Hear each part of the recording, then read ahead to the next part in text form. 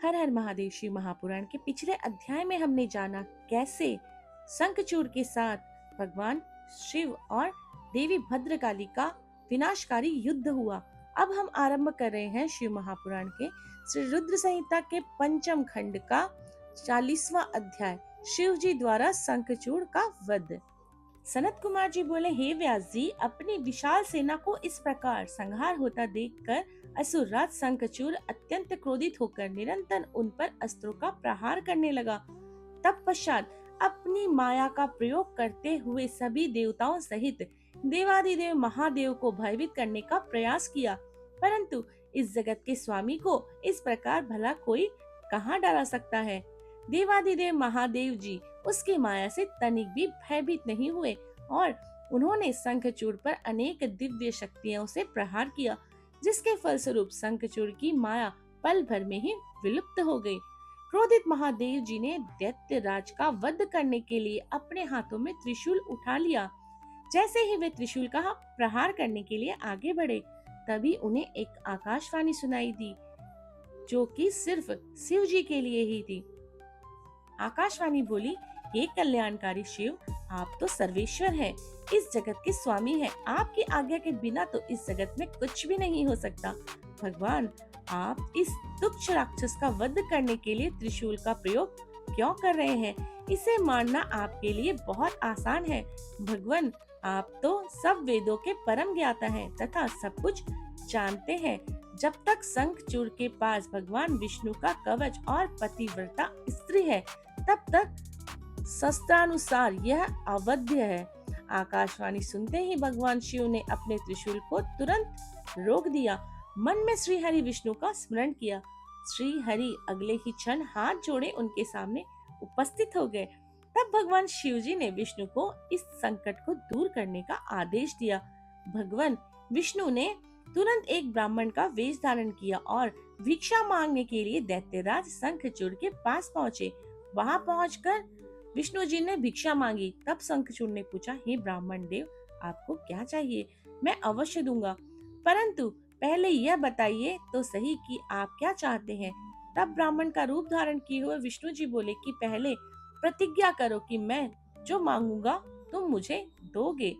इस प्रकार जब शंखचूड़ ने ब्राह्मण को उसकी इच्छित वस्तु देने का वचन दे दिया, तब विष्णु जी ने उससे उसका कवच मांग लिया।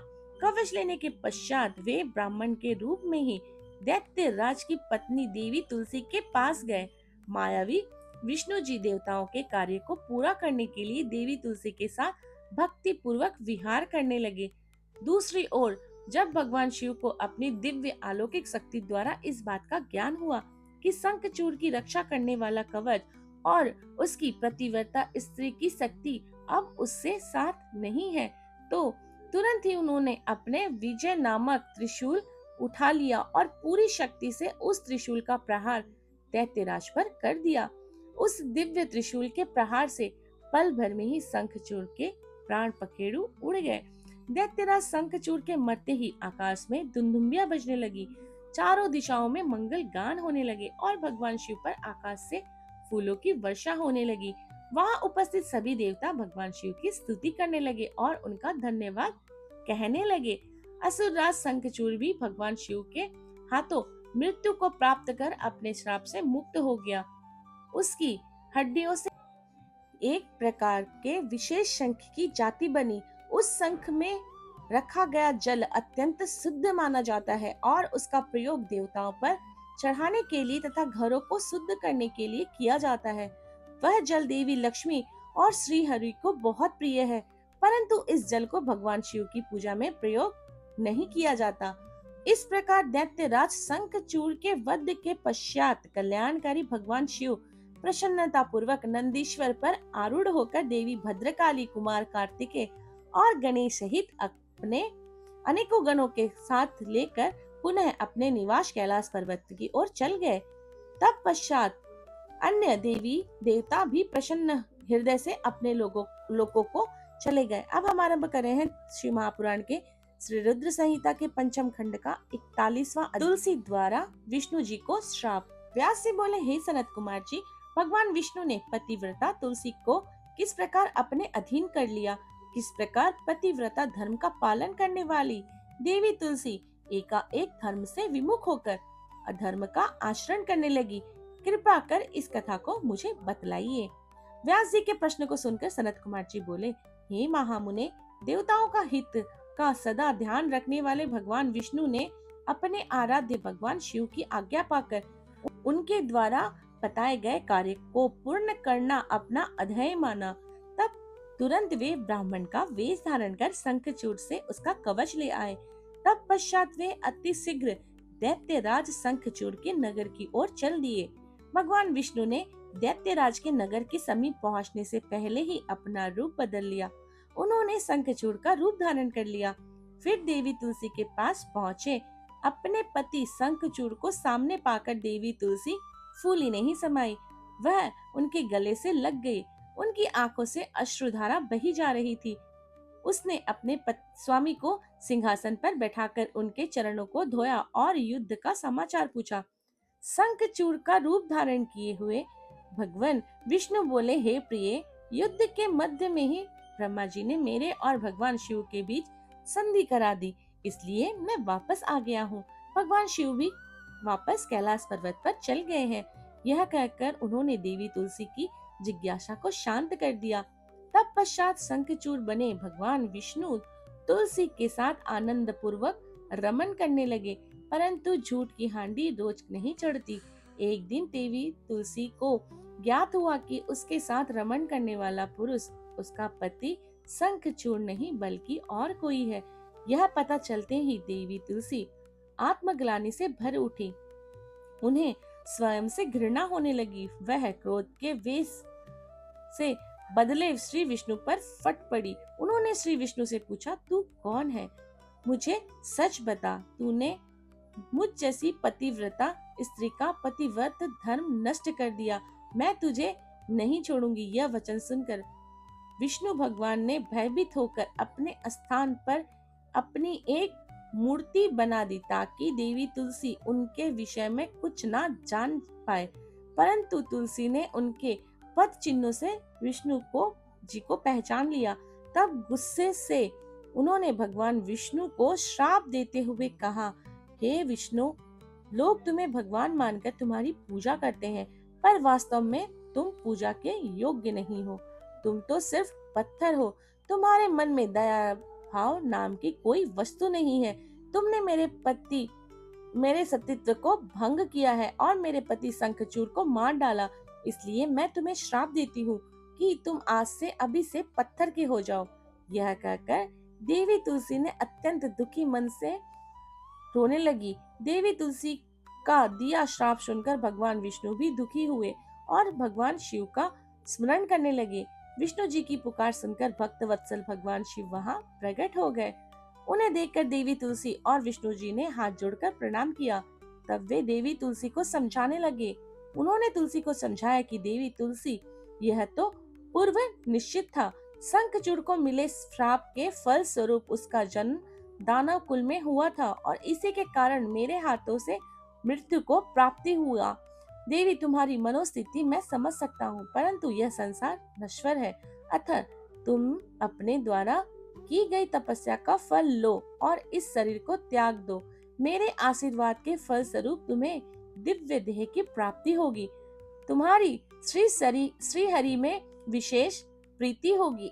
इस शरीर को त्यागने के पश्चात जब तुम नया शरीर धारण करोगी तो तुम गंडकी नाम की नदी होगी और सभी के द्वारा पूजित होने के कारण प्रधान रूप तुलसी के नाम से विख्याति होगी। चाहे स्वर्ग हो या पाताल या फिर पृथ्वी, तुम वनस्पतियों में श्रेष्ठ होगी तथा श्री हरि की विशेष कृपा सदा तुम पर रहेगी। तुमने जो श्री हरि को श्राप दिया है वह भी अवश्य पूरा होगा। गंडकी के तट पर सदा भगवान विष्णु भी पाषाण के रूप में स्थित होंगे।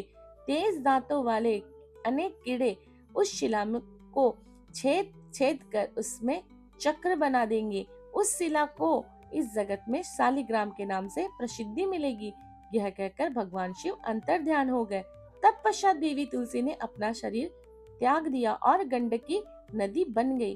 तब श्री विष्णु ने भी उस नदी के तट पर पाषाण के रूप में निवास किया। हम आरंभ कर रहे हैं श्री महापुराण के रुद्र संहिता के पंचम खंड का 42वां अध्याय, हिरण्याक्ष वध। नारद जी बोले, हे ब्राह्मण, आप मुझे भगवान शिव के उन उत्तम लीलाओं के विषय में बताइए जिनकी ये लीलाएं बड़ी सुखदायिनी है। ब्रह्मा जी बोले, जलंधर के संहार के बारे में जानकर देवी सत्यवती के पुत्र व्यास जी सनत कुमार जी से यही बातें पूछने लगे। तब उनकी उत्सुकता देखकर सनत कुमार जी बोले, हे व्यास जी, अब मैं तुम्हें अंधकासुर नामक दैत्य के शिवगण बनकर उनकी भक्ति में लीन रहने की कथा सुनाता हूँ। एक समय की बात है, देवादिदेव भगवान शिव अपनी प्राण वल्लभा देवी पार्वती और अपने प्रिय गणों के साथ कैलाश पर्वत से काशी जा रहे थे। उनका विचार कुछ समय काशी में व्यतीत करने का था, इसलिए उन्होंने अपने वीर गण भैरव को काशी का रक्षक बना दिया और स्वयं सबके साथ सुखपूर्वक निवास करने लगे।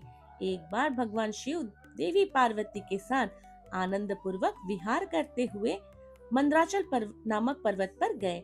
एक दिन शिव पार्वती बैठे आपस में वार्तालाप और मनोविनोद कर रहे थे। तभी देवी पार्वती ने अपने हाथों से भगवान शिव के नेत्र कुछ पल के लिए बंद कर दिए।